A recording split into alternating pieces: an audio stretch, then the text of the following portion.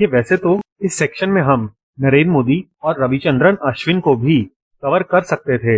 However इन दोनों लोगों के बारे में आपको ऑलरेडी काफी नॉलेज होगी, इसीलिए आज हम ईवी रामासामी पेरियार को डिटेल में कवर करेंगे, जिनका जन्म आज ही के दिन 1879 में हुआ था। बीइंग नॉर्थ इंडियन शायद आपने इनके बारे में ना पढ़ा हो, बट साउथ इंडियन पॉलिटिक्स में ये काफी बड़े फिगर हैं। इनको सोशल एक्टिविस्ट और पॉलिटिशियन कहा जाता है और प्रेजेंट डीएमके की प्रीडिसेसर पार्टी द्रविड़ कजागम इन्हीं के द्वारा शुरू की गई थी। इसके अलावा इन्होंने सेल्फ रिस्पेक्ट मूवमेंट की भी शुरुआत की थी, जो कि एक एंटी कास्ट मूवमेंट था। इनको फादर ऑफ द्रविडियन मूवमेंट माना जाता है। अब देखिए इनके बारे में अगर आपको अच्छी अच्छी बातें सुननी है तो ये वीडियो आपके लिए बिल्कुल भी नहीं है, क्योंकि आप ऑलरेडी इनके अच्छे कामों को वेरियस आर्टिकल्स और वीडियोस में पढ़ सकते हैं, देख सकते हैं। अब देखिए नो डाउट तमिल सोसाइटी में एक समय पर काफी ज्यादा कास्टिज्म था। मतलब यहाँ तक की प्रैक्टिस थी कि अगर एज अ ब्राह्मण आपकी परछाई पे किसी लोअर कास्ट व्यक्ति की परछाई पड़ जाए तो आप अशुद्ध हो जाएंगे। तो ऐसे एक्सट्रीम कास्टिज्म में एक्सट्रीम रिएक्शंस होना कोई बहुत बड़ी बात नहीं है। हाउएवर पेरियार अपने एंटी ब्राह्मणिज्म स्टैंड्स को अलग ही लेवल पे लेकर चले गए थे। इनकी एक कोट बहुत ही फेमस हुई थी, जिसमें इन्होंने कहा था कि अगर आपके सामने एक सांप और एक ब्राह्मण हो तो आप ब्राह्मण को पहले मारिए। तो आज के समय में जो हमारे देश के कम्युनिस्ट ये कहते हैं कि एंटी ब्राह्मणिज्म मतलब एंटी ब्राह्मण नहीं होता, ये बहुत ही हॉलो पॉइंट है। अब देखिए ऐसे कास्टिस्ट इकोसिस्टम में जमींदारी व्यवस्था ने भी काफी ज्यादा कंट्रीब्यूट किया, क्योंकि जमींदारी व्यवस्था के पहले Brahmans were not a land holding group, लेकिन ब्रिटिशर्स ने ज्यादातर जमींदारी या तो राजपूत को दी और या फिर ब्राह्मण्स को दी, और इसी की वजह से सोसाइटी में गैप काफी ज्यादा बढ़ गया।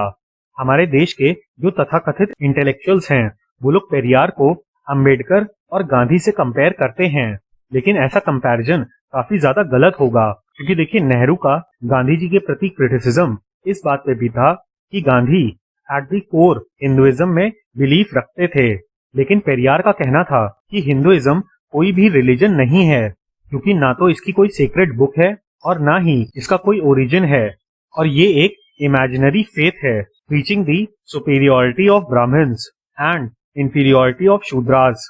अब प्रैग्मेटिक कंटेक्स्ट में आप इस बात को इसी से समझ सकते हैं कि जितने भी रिलीजन्स की कोई किताब है उनकी कितनी वॉयलेंट हिस्ट्री रही है, starting from the crusade Wars and until the emergence of modern terrorism.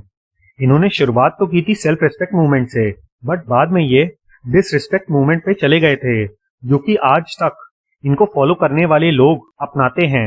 1955 में इनको अरेस्ट किया गया था for publicly burning pictures of Lord Rama, क्योंकि इनके हिसाब से राम और कृष्ण इंडो आर्यन डोमिनेशन को दिखाते हैं, जबकि ये बात आपको भी पता है कि हिंदुइज्म की ये दोनों डिएटीज श्याम वर्ण के थे। और पेरियार यहीं तक नहीं रुके, बल्कि उन्होंने मूवमेंट चला दिया था जहां पर लोग इकट्ठा होके राम और कृष्ण की फोटोज पे जूते चलाते थे। अब देखिए आज के समय में पेरियार की फोटो के साथ भी यदि आप ऐसा ही बर्ताव करते हैं तो आपके खिलाफ लोग खड़े हो जाएंगे। और अभी हाल ही में न्यूज आई थी कि रजनीकांत ने कुछ कमेंट्स किए थे पेरियार के बारे में। उस समय पर डीएमके के लीडर स्टालिन ने रजनीकांत को क्रिटिसाइज किया था और ये भी कहा था कि ये मराठी हैं and he doesn't know about Tamil culture. जबकि अगर आप पेरियार के फॉलोअर हैं तो आप ऐसी चीजों से क्यों ही डिसरिस्पेक्ट होंगे, जबकि आप खुद ही आए दिन freedom of speech and expression के बारे में बात करते रहते हैं। अब देखिए अम्बेडकर और पेरियार का कोई भी कंपैरिजन नहीं हो सकता, क्योंकि अम्बेडकर ने क्लियरली अपनी book Pakistan and partition of India में इस चीज को एक्सप्लेन किया है कि क्यों उन्होंने दलित्स के मास कन्वर्जन के लिए बुद्धिज्म को चूज किया और क्यों उन्होंने इस्लाम या फिर क्रिश्चियनिटी को चूज नहीं किया।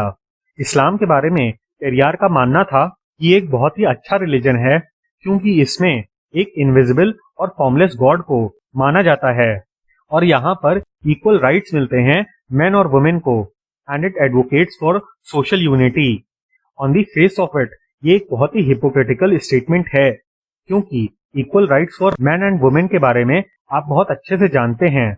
और सोशल यूनिटी की बात करें तो शिया और सुन्नी प्रॉब्लम के अलावा कुरैश, पठान और वेरियस अदर कास्ट हैं। इन सोशल डिविजन्स को आप ट्राइबल पर्सपेक्टिव की तरह डिसमिस कर सकते हैं, बट भारत में ऐसे डिवीजन को हम लोग कास्ट ही मानते हैं।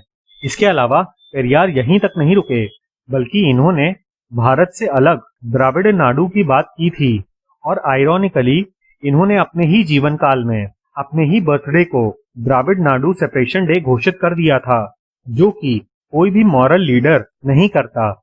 और इससे पता चलता है कि पेरियार कितने ज्यादा नार्सिसिस्टिक वैल्यू के थे और लोगों से उनका धर्म छीन के अपने आप को भगवान बनाने में विश्वास रखते थे। इनके हिसाब से नेशनलिज्म ब्राह्मण्स के द्वारा डेवलप किया गया था। कुल मिला के इन्होंने कश्मीर मॉडल तमिलनाडु में भी स्थापित करने की कोशिश की थी। हाउएवर, ये ऐसे पॉलिटिशियन थे जिन्होंने कभी भी चुनाव नहीं लड़ा, and thanks to CN Annadurai जिन्होंने डीएमके की स्थापना पेरियार से अलग कर ली थी। लेकिन ये थैंक्स यहीं तक सीमित है, क्योंकि पेरियार के इन्फ्लुएंस की वजह से over the years Tamil Brahmans का एक्सोडस होता रहा फ्रॉम देयर होमलैंड। यहाँ तक कि पेरियार के फॉलोअर्स ने एक दुकान को सिर्फ इसलिए जला दिया था क्योंकि उस दुकान के नाम में अय्यर लिखा हुआ था। आज के समय में तमिल ब्राह्मण्स के एक्सोडस पे कोई भी बात नहीं करता। हाउएवर, ये सबसे बड़ा रीजन था कि हमारे यहाँ का इंटेलिजेंसिया, जो कि तमिल ब्राह्मण ग्रुप को बिलोंग करता था, वो देश के बाहर जाके सेटल हो गया।